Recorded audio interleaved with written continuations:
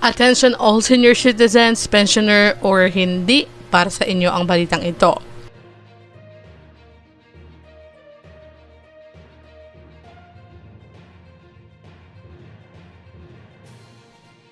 Panawagan para sa mga nakatatanda. Alam niyo po bang suportado ni Speaker Faustino Bogie D. III ang lumalakas na panawagan para sa universal social pension para sa mga senior citizens sa Pilipinas, na layong bigyan ng mas malawak na proteksyon at suporta ang mga nakatatanda. Sa isang turnover event sa House of Representatives, binagyang diin ni Speaker D ang moral na obligasyon ng pamahalaan na alagaan ang mga seniors. Ayon sa kanya, ang mga senior citizens ay hindi dapat itinuring na statistics lang.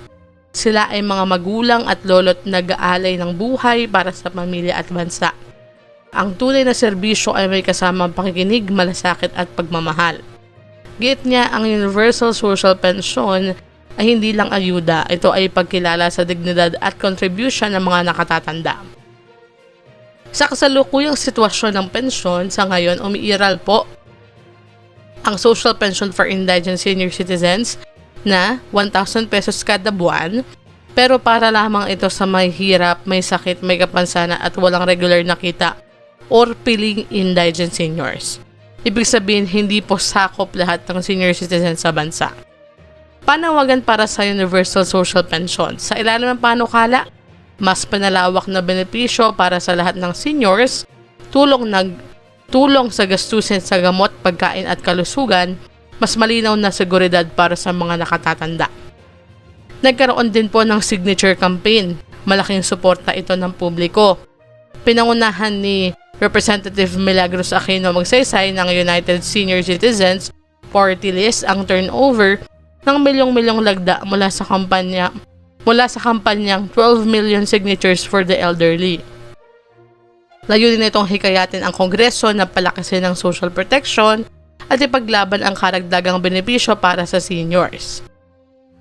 Mensahe sa Kamara, ayon kay Speaker D, ipagpapatuloy ng Kamara ang pagsuporta sa mga panukalang magpapagaan sa buhay ng senior citizens, magbibigay ng mas maayos na kalidad ng pamumuhay, nagpapakita ng malasakit at katarungan.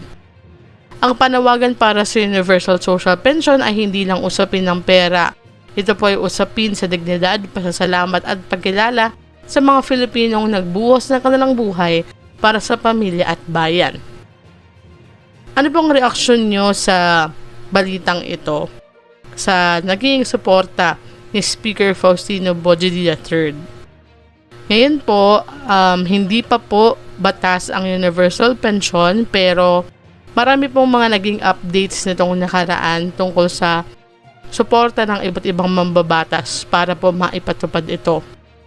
Ngunit, hindi ito natin mararamdaman hanggat hindi siya nagiging batas. Kaya naman sana nga, ang panawagan ay talagang maisabatas ito kaagad. Para po sa mga susunod na updates, i-like, share, and subscribe para kayo updated. Hanggang dito na lamang po muna. God bless po and have a nice day.